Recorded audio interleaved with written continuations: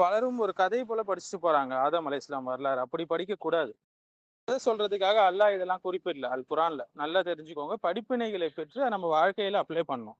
நம் ஹிதாயத் பெற வேண்டும் என்று அல்லாஹ் சுப்ஹானஹு வ தஆலா சொல்றான். மனுஷனை எப்படி அல்லாஹ் படைச்சான், மனிதனுடைய மனசு எப்படி வேலை செய்யுது, மனுஷன் ஏன் தவறு செய்யறான், ஏன் அவனுக்கு ஆசைகள் இருக்கு, ஏன் அவனுக்கு இன்ஸ்டிங்க்ட்லாம் இருக்கு, உள்ளுணர்வுகள், ஏன் அவனுக்கு ஒரு கம்பானியன்ஷிப் தேவைப்படுது, ஏன் அவன் வந்து நிரந்தர வாழ்க்கையை விரும்புறான், இது எல்லாத்துக்கும் அடிப்படை விளக்கம் ஆதம் அலைஹிஸ்ஸலாமுடைய வரலாற்றுல இருக்கு.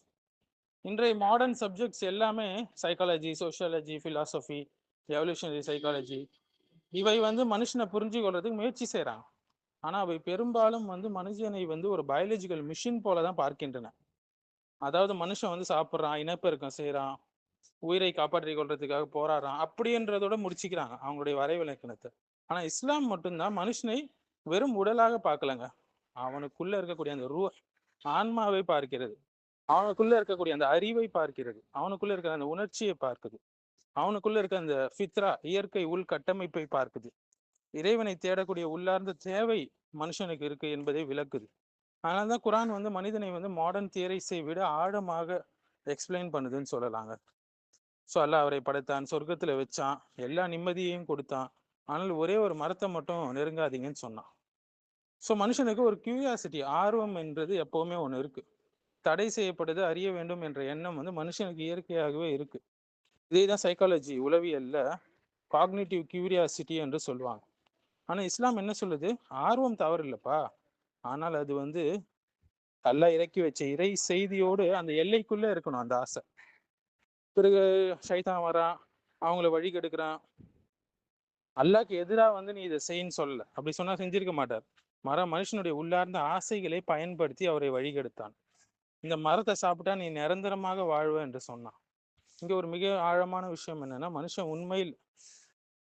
மனுஷனுக்கு உண்மையாலுமே இறந்துடணும், அழிந்து போய்விடணும் அப்படின்றது விரும்புறது இல்லைங்க. ஒவ்வொருத்தவனுக்கும் நிரந்தரமா வாழணும்னு ஆசை இருக்கு. இந்த உலகத்திலயும் சரி, மறுமையிலையும் சரி. நான் நிலைத்திருக்கணும், மறைந்து போயிடக்கூடாது, நான் தொடர வேண்டும் என்ற ஃபீலிங், அந்த இன்ஸ்டிங்க்ட் அவனுக்குள்ள இருக்கு. ஸோ மாடர்ன் பிலாசபி இதை வந்து ஃபியர் ஆஃப் டெத் என்று எக்ஸ்பிளைன் பண்ணுது. ஆனால் இஸ்லாம் அதை விட ஆழமா எக்ஸ்பிளைன் பண்ணுங்க. இஸ்லாம் என்ன சொல்றதுன்னா, மனுஷனுக்கு எட்டர்னிட்டி மீது, நிரந்தர வாழ்க்கை மீது ஆசை இருப்பதற்கு காரணம் அவன் வந்து ஆகிரத்துக்காக படைக்கப்பட்டவன் என்பதனால. அதனால்தான் இந்த உலகத்துல வயதானாலும் மனுஷன் இன்னும் கொஞ்சம் வாழலாமேன்னு சொல்லி ஆசைப்படுறான். பெரிய பெரிய பில்டிங் கட்டுறான், அவனுடைய பெயர் நிலைத்திருக்க வேண்டும் என்று நினைக்கிறான், லெகசியை விட விரும்புறான், அவன் உள்ளுக்குள்ள ஒரு பெர்மனன்ஸை வந்து தேடுறான். ஷைத்தான் அதையே எக்ஸ்ப்ளாய்ட் பண்றான். அதே போல அவனுக்கு ஒரு கம்பானியன்ஷிப் இன்ஸ்டிங்க்டும் இருக்கு. ஆதம் அலைஹிஸ்ஸலாம் தனியாக இருந்தபோது அல்லாஹ் ஹவ்வாவை படைத்தான். ஏன்? அவளிடம் நீ அமைதி பெறுவதற்காக என்று குரான் சொல்லுது. ஸோ ரொம்ப ஆழமான விஷயம் என்னன்னா, மனிதன் வெறும் உணவு, பணம், வேலை இதை கொண்டு மட்டும் முழுமை அடையறதில்லை. கம்பானியன்ஷிப் இல்லாம அவனால் நிம்மதியா வாழவே முடியாது. அவன் உள்ளுக்குள்ள ஒரு வெறுமையை உணர்றான் தனியா இருந்து. இன்னைக்கு மாடர்ன் வேர்ல்டு வந்து சோஷியல் மீடியா, என்டர்டெயின்மெண்ட், கரியர், மணி அனைத்தும் இருந்தா போதும், தனிமையில் இருக்கிறதுலாம் ஒரு பெரிய விஷயம் இல்லை அப்படின்னு சொல்லி எடுத்துக்காட்டுது. லோன்லினஸ் எபிடமிக்னு சொல்லுவாங்க. ஆனா இவை எல்லாம் இருந்தும், சோஷியல் மீடியா, என்டர்டெயின்மெண்ட், கரியர், மணி எல்லாம் இருந்தும் அவன் ஒரு பெரிய தனிமைக்குள்ள மாட்டி இருக்கிறான், வெறுமையை உணர்றான். ஏன்னா மனுஷன் வந்து ஒரு ரிலேஷனல் பீயிங்க. அவனுக்கு வந்து அன்பு காட்டுறதுக்கு ஒரு ஆள் வேணும், எமோஷனல் கனெக்ஷன் வேணும், ஒரு குடும்பம் வேணும், ஒரு கம்பானியன்ஷிப் வேணும். இதைத்தான் இஸ்லாம் வந்து திருமணம் மூலியமாக நிவர்த்தி பண்ண சொல்லுது. அதனால மேரேஜை இஸ்லாம் வெறும் ஒரு செக்ஷுவல் ரிலேஷன்ஷிப்பாக மட்டும் பார்க்கல. இப்ப இருக்கக்கூடிய நவீன வழிகேடர்கள் பார்க்கல மாரி, சைக்காலஜிஸ்ட் பார்க்குற மாரி அப்படி பார்க்கல. திருமணம் என்பது வந்து அங்கே அவனுக்கு ஒரு சக்கீனத், அமைதி, நிம்மதி கிடைக்குது, ஒரு கருணை கிடைக்குது, ஒரு எமோஷனல் ஸ்டெபிலிட்டி கிடைக்குது, ஒரு ஸ்பிரிச்சுவல் கம்ப்ளீஷன் கிடைக்குது, ஆன்மீக ரீதியாக அவன் முழுமை அடைகிறான். அதனால தான் சொல்றாங்க உலமாக்கள் வந்து திருமணம் வந்து ஸ்பிரிச்சுவல் எக்ஸிஸ்டன்ஸை கம்ப்ளீட் பண்ணுது, முழுமையாக்குதுன்னு சொல்றாங்க. பிறகு ஆதம் அலைஹிஸ்ஸலாம் தவறு செஞ்சும்போது அவங்களுக்கு வெக்க உணர்வு வந்தது, உடலை மறைக்க முயன்றாங்க. இங்கே சொர்க்கத்துடைய இலைகளால் மறைக்க முயன்றாங்க. இங்கே இன்னொரு மனித இன்ஸ்டிங்க்ட் வருது, உள்ளுணர்வு, அதான் ஹயா, வெட்க உணர்வு. இன்னைக்கு மாடர்ன் கல்ச்சர் வந்து இந்த வெட்க உணர்வு என்பது அப்ரஷன் என்று சொல்லி காட்டுது. ஆனால் குரான் என்ன சொல்லுது, வெட்க உணர்வு என்பது மனிதனுடைய ஃபித்ராங்க, இயல்பான ஒரு பகுதின்னு சொல்லுது. அதே போல் ஃபியர் இன்ஸ்டிங்க்ட், தவறு செய்த பின் ஆதம் அலைஹிஸ்ஸலாம் ஓடலை, எல்லாம் முடிஞ்சிருச்சு அவ்வளோதான் ஒரு ஹோப்லெஸ்ஸாக இல்லை, அவங்க நிராசை அடையலை. மாற ரப்பனா தொலம்னா அன்ஃபுசனா, என்று அல்லாவிடம் தௌபா கேட்டாங்க, மன்னிப்பு கேட்டாங்க. ஸோ நவீன உளவியல் வந்து இந்த கில்ட் ஃபீலிங் இருக்கு இல்லைங்களா, அதை ஒரு எமோஷனல் பேர்டனாக மட்டும் பார்க்குதுங்க. ஆனால் இஸ்லாம் வந்து கில்ட்டை வந்து தௌபாவின் மூலம் அவனுடைய உள்ளத்தை சுத்தப்படுத்துகிறது. இதுதான் இஸ்லாத்துடைய மகத்துவம். நவீன உளவியல் சப்ஜெக்ட்ஸ்லாம் வந்து சிம்டமாக தான் எக்ஸ்பிளைன் பண்ணுது, அறிகுறிகளே தான் எக்ஸ்பிளைன் பண்ணுது. ஆனால் இஸ்லாம் வந்து அதனுடைய நோக்கத்தையே நமக்கு வந்து எடுத்துக்காட்டுது. தனிமையை எக்ஸ்பிளைன் பண்ணுது, ஆங்ஸைட்டி எக்ஸ்பிளைன் பண்ணுது, பயத்தை எக்ஸ்பிளைன் பண்ணுது மாடர்ன் சைக்காலஜி. ஆனால் மனுஷன் ஏன் இப்படி படைக்கப்பட்டான் என்பதை முழுமையாக அதெல்லாம் எக்ஸ்பிளைன் பண்ண முடியலன்னா பார்த்துக்கோங்க. ஸோ மனுஷனுக்கு உள்ள இருக்கக்கூடிய அந்த உள்ளுணர்வை, மனுஷனுடைய பிஹேவியரை அல் குரான் அழகாக விளக்குதுங்க. இன்ஸ்டிங் என்று சொல்லுவாங்க இல்லைங்களா. இது விளக்குறது போல வேற எந்த செக்குலர் சப்ஜெக்ட்ஸும் அழகாக விளக்கலன்னு சொல்லலாம். சர்வைவல் இன்ஸ்டிங் பார்த்தோம் இல்லைங்களா, நிரந்தரமாக வாழணும்னு ஆதம் அலைஹிஸ்ஸலாம் அந்த பிழை விட்டுட்டாங்க. ஸோ நவீன எவல்யூஷனரி சைக்காலஜி வந்து இது வெறும் பயாலஜிக்கல் சர்வைவல் என்று மட்டும் விளக்குது. ஆனால் உயிரினங்கள் தங்களுடைய இனத்தை காப்பாற்ற ப்ரோக்ராம்டு என்று சொல்லுது. ஆனால் இது முழுமையான விளக்கலைங்க, அரைகுறை விளக்கம். ஏனென்றால் மனுஷன் வெறும் உயிரை காப்பாற்ற மட்டும் வாழலை. மாறாக தன்னுடைய பெயர் நிலைத்திருக்கணும், தனது செயல்கள் நினைவில் இருக்க வேண்டும், ஒரு லெகசியை விட்டுட்டு போகணும் என்று நினைக்கிறான். இஸ்லாம் இதை ஆழமாக விளக்குது, மனுஷனுடைய எட்டர்னிட்டி மீதி உள்ள ஆசை என்று விளக்குது. ஏன்னா ஆகிரத்துக்காக படைக்கப்பட்டவன் என்பதற்கான ஃபித்ராவோடு அது ஒத்து போகுது. அடுத்த கம்பேனியன்ஷிப் இன்ஸ்டிங் பார்த்தோம் இல்லையா, தனியாக இருக்க முடியாது, அவனுக்கு ஒரு துணை தேவை. இதை எப்படி மாடர்ன் சைக்காலஜி தவறாக விளக்குது என்பதை நம்ம பார்த்தோம், ஒரு அரைகுறை விளக்கத்தை. அடுத்தது கியூரியாசிட்டி இன்ஸ்டிங். தடை செய்யப்பட்ட மரம் அவனுக்கு ஒரு கியூரியாசிட்டியை ஏற்படுத்துது இல்லையா. இயற்கையாகவே தெரியாத விஷயத்தை பற்றி எக்ஸ்ப்ளோர் பண்ணணும்னு நினைப்பான் மனுஷன், எல்லாத்தையும் அனுபவிக்கணும் அப்படின்னு நினைப்பான். மாடர்ன் செக்குலர் கல்ச்சர் என்ன சொல்றதுன்னா, எல்லாத்தையும் அனுபவிக்கணும்னு ஆசைப்படுறான் மனுஷன் அப்படின்ற கியூரியாசிட்டி அவனுக்கு இருக்குன்னு சொல்லி அன்லிமிட்டெட் ஃப்ரீடம், எல்லையற்ற ஒரு சுதந்திரமாக அதை மாத்திச்சு. அதன் விளைவு என்ன?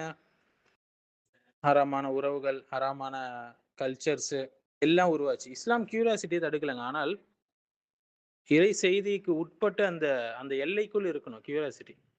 அடுத்தது மனுஷனுடைய இன்னொரு முக்கிய ஒரு இன்ஸ்டிங்க்ட்னா பதவி ஆசை மற்றும் ஸ்டேட்டஸ் உடைய ஆசை. நீங்கள் மலக்குகள் ஆகிவிடலாம் என்று ஷைத்தான் ஆசை வார்த்தை காட்டினான். ஸோ இதில் வந்து உயர்ந்த நிலை அடையணும், ஒரு சுப்பீரியாரிட்டி அடையணும், ஒரு பதவியை அடையணும்னு சொல்லி மனிதனுடைய ஈர்ப்பு இப்லீஸை வந்து அவரை வழிகெடுக்க வச்சுது. ஆனால் மாடல் செக்யூலர் சிஸ்டம்ஸ் என்ன சொல்லுதுன்னா, இந்த ஈகோ இன்ஸ்டிங்க்டை வந்து செலிப்ரேட் பண்ணுது. அதனால தான் இந்த கொடுமைகள் உலகத்தில் நிறைய நடந்தது. நார்சிசம், அகந்தை கொண்டு தெரியறது, புகழின் பின்னாடி ஓடுறது, டாமினேஷன் கல்ச்சர் எல்லாம் வந்து உலகத்தை சீரழிச்சதுன்னு சொல்லலாம். ஆனால் இஸ்லாம் பணிவை கற்றுக் கொடுக்குது, தக்வாவை கற்றுக் கொடுக்குது. அல்லாஹ்வை வணங்குவதன் மூலியமாக அந்த ஈகோவை டிசிப்ளின் பண்ணுது. அடுத்து 5வது வந்து செக்ஷுவல் இன்ஸ்டிங்க்ட்னு சொல்லுவாங்க, உள்ளுணர்வு. மாடர்ன் கல்ச்சர் வந்து செக்ஷுவாலிட்டி வந்து ஒரு என்டர்டெயின்மெண்ட்டாகவும் ஃப்ரீடமாகவும் மாற்றிச்சு. ஆனால் இஸ்லாம் வந்து இந்த செக்ஷுவல் இன்ஸ்டிங்க்டை குடும்பம், பொறுப்புணர்வு, கருணை, மொராலிட்டி, நெறிமுறைகள் இதோடு இணைக்குதுங்க. அதாவது ஆதம் ஹவ்வா இஸ்லாமுடைய உறவு என்பது வந்து ஒரு நல்ல தோழமை, மேலும் வந்து நிம்மதியை அடைவதில் ஒருத்தர் உதவி கொள்வது, இது எல்லாமே அதில் இருக்கு. ஆனால் மாடர்ன் ஹூக்கப் கல்ச்சர் பாருங்க, தற்காலிக இன்பத்துக்காக என்ன வேணா செய்ய மனுஷன் வந்து ரெடி ஆயிட்டான். அதனாலதான் வந்து உறவுகள் மத்தியில் பிளவுகள் அதிகரிச்சிச்சு, குடும்பங்கள் சீரழிந்து விட்டன இந்த மாடர்ன் ஹூக்கப் கல்ச்சரால. அடுத்தது மாடஸ்டி இன்ஸ்டிங்க்ட் என்று சொல்லுவாங்க. அவனுக்கு வந்து வெட்க உணர்வு இயற்கையிலே இருக்குங்க, அந்த உள்ளுணர்வு. தவறு செஞ்ச உடனே ஆதம் அவ்வா 2 பேரும் என்ன செஞ்சாங்க, தங்க உடலை மறைக்க முயன்றாங்க. ஸோ வெட்க உணர்வு என்பது மாடஸ்டியோடைய மனிதனுடைய ஃபித்ராவோடு உள்ள ஒரு பகுதி என்று குரான் சொல்லுதுங்க. ஆனால் மாடர்ன் செக்குலர் கல்ச்சர் என்ன சொல்லுது, இந்த மாடஸ்டி வெட்க உணர்வு என்பது ஒரு அப்ரெஷன் என்று காட்டுது.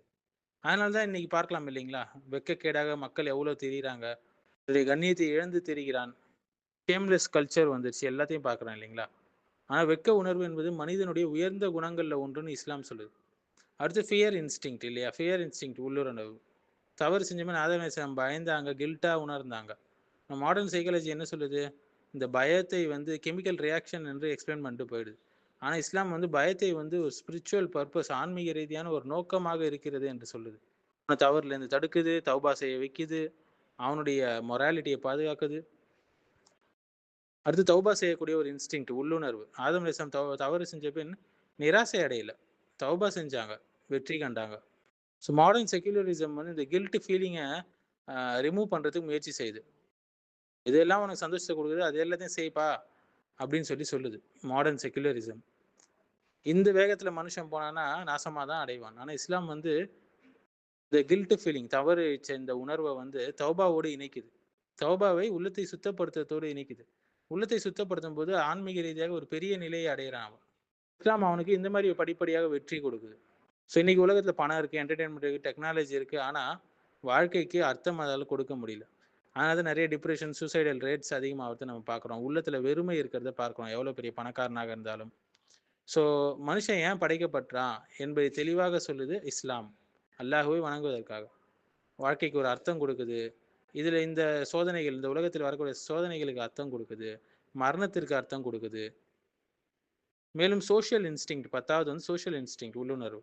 மனுஷன் தனியா வாழறதுக்காக உருவாக்கப்படலைங்க. அவனுக்கு ஒரு ஃபேமிலி, கம்யூனிட்டி, ஒரு பிலாங்கிங் இருக்கும். ஆனா மாடல் லிபரலிசம் என்ன சொல்லுது? உனக்காக நீ வாழ்ந்து கொள்ளு அப்படின்னு சொல்லி இண்டிவிஜுவலிசத்தை ப்ரொமோட் பண்ணுது. அதனுடைய விளைவு என்ன? தனிமையை உணர்றான், குடும்ப உறவுகள் உடையுது, ஒரு டிஸ்கனெக்டட் சொசைட்டி வளருது. ஆனா இஸ்லாம் என்ன சொல்லுது? பேலன்ஸ் சொசைட்டியை உருவாக்குதுங்க இஸ்லாம். ஃபேமிலி கான்செப்ட், உம்மத்துடைய கான்செப்ட், சகோதரத்துவம் எல்லாத்தையும் வளர்க்குது இஸ்லாம். இஸ்லாம் தனியா வாழ சொல்ல யாரையும். அடுத்து ஓனர்ஷிப் இன்ஸ்டிங் சொல்லுவான். மனுஷன் இயற்கையாகவே பொருட்களை அதிகமாக ஓன் பண்ணணும்னு சொல்லி விருப்பப்படுவான். அது பொருளாதாரமாக இருந்தாலும் சரி, மற்ற விஷயங்களாலும் சரி, தன்னுடைய கண்ட்ரோலில் வச்சிருக்கணும்னு விரும்புவான். ஆனால் மாடர்ன் கேபிட்டலிசம் என்ன பண்ணுது? இந்த இன்ஸ்டிங்டை பேராசை என்று மாற்றி சொல்லுது. அதனால தான் முடிவில்லாத போட்டிகள் இருக்குது, மெட்டீரியல் அப்சஷன் இருக்குது, எக்ஸ்ப்ளாய்டேஷன் உருவாகுது சொசைட்டியில்.